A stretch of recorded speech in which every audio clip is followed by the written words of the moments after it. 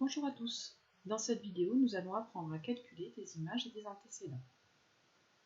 Alors, pour calculer une image, il va falloir remplacer le x par la valeur que l'on nous donne et on effectue le calcul. On va faire un exemple.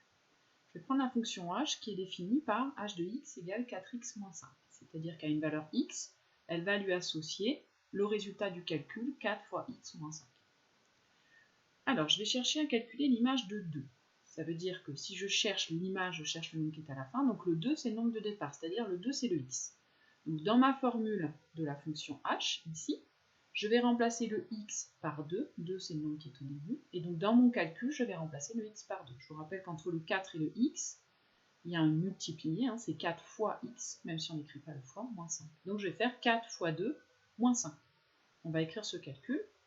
4 fois 2 moins 5, c'est-à-dire 8 moins 5, ce qui fait 3. Autrement dit, l'image de 2 par la fonction h, c'est 3.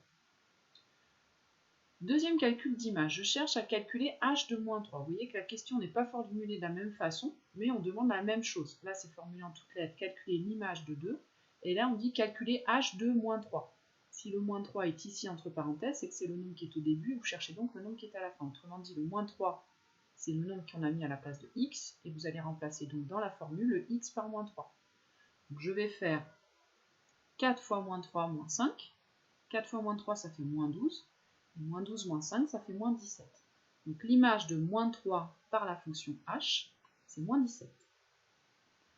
Dernière question, calculer le nombre qui a pour antécédent 0. Alors, vous voyez, encore une fois, j'ai une question qui est formulée différemment des deux premières. Et pourtant, ça veut dire la même chose. Regardez bien la formulation de la phrase. Le nombre qui a pour antécédent 0. C'est-à-dire que 0, c'est l'antécédent. 0, c'est le nombre qui est au début. Et vous cherchez donc le nombre qui est à la fin. Autrement dit, le x, c'est 0. Et vous cherchez quelle valeur j'ai à la fin. Donc, vous voyez là, cette formulation, elle est vraiment piégeuse parce qu'il y a le mot antécédent et pourtant vous cherchez l'image. Donc, il faut faire attention. Alors, on va remplacer dans la formule le x par 0. Donc, on va faire 4 fois 0 moins 5. Et 0 moins 5, ça fait moins 5. Autrement dit, l'image de 0, c'est moins 5 par la fonction h. Voilà pour les calculs d'image. Maintenant, on va voir comment on va pouvoir calculer les antécédents. Alors, pour calculer un antécédent, c'est-à-dire trouver la valeur de x qui est au départ, il faut résoudre une équation. Je reprends encore mon exemple de ma fonction h qui est définie par h de x égale 4x moins 5. Je vais chercher à trouver l'antécédent de 7. Si je cherche l'antécédent de 7, ça veut dire que je cherche le nombre qui était au début, c'est-à-dire le x, pour que à la fin, je trouve 7. Autrement dit, je cherche x pour que, quand je fais h de x, je trouve 7 à la fin. Si je reprends la formule qui est donnée, ça veut dire que je vais chercher à résoudre l'équation quand est-ce que 4x moins 5 égale 7. Alors je cherche quelle valeur je dois prendre ici pour que quand je fais le calcul, j'obtiens 7 à la fin. Donc on va résoudre cette équation, vous savez faire, vous avez déjà vu ça l'an dernier. Alors, pour résoudre cette équation, je vous rappelle, on a les termes en x, là j'ai que 4x, et les termes constants, moins 5 et 7. On va chercher ici le moins 5. On va ajouter 5 pour pouvoir l'annuler à gauche du égal. Donc je vais ajouter 5 de chaque côté.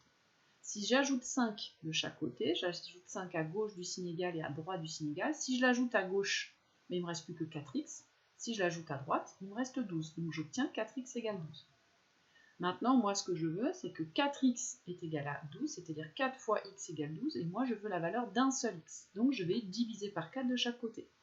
En divisant par 4 de chaque côté, j'obtiens 1x, donc x, qui est égal à 3. Autrement dit, l'antécédent de 7 est 3. Je peux juste vérifier rapidement. Si je prends x au départ, donc h de 3, je remplace x par 3. 4 fois 3, ça fait 12, moins 5, je retrouve bien le 7. Donc, effectivement, l'antécédent de 7, c'était 3.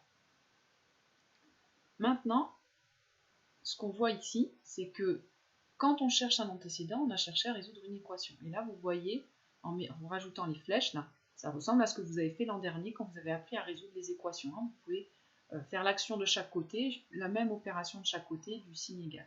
Et puis la même opération de chaque côté, on divise par 4. Maintenant, on va calculer l'antécédent de 2, c'est-à-dire le nombre qui a pour image 2. C'est-à-dire que le 2, c'est le nombre qui est à la fin, et vous cherchez qui j'ai eu au départ pour avoir à la fin le 2. Et de la même façon, je cherche x tel que h de x égale 2, autrement dit, je résous l'équation 4x moins 5 égale 2. Je vais faire exactement pareil, la résolution de l'équation est similaire. J'ajoute 5 de chaque côté ici, j'obtiens 4x égale 7, et ensuite je divise par 4. Donc 7 divisé par 4, alors je vais donner l'écriture décimale, on trouve 1,75. Autrement dit, l'antécédent de 2 ici, c'est 1,75. Voilà pour le calcul d'antécédent. Je cherche en fait à résoudre une équation. Donc je résous une équation. Alors on l'a fait sur une fonction h ici qui est simple. On voit que la formule de h est assez simple, parce que ça vous permet de résoudre des équations que vous savez résoudre ici. C'est des équations du premier degré. On ne vous demandera jamais de trouver un antécédent, en tout cas en troisième, avec une formule beaucoup plus compliquée, où il y aurait par exemple du x carré ou des choses plus compliquées. Pour l'instant, vous apprenez à résoudre des équations de ce type-là. Donc la fonction a, je l'ai choisie exprès, assez simple.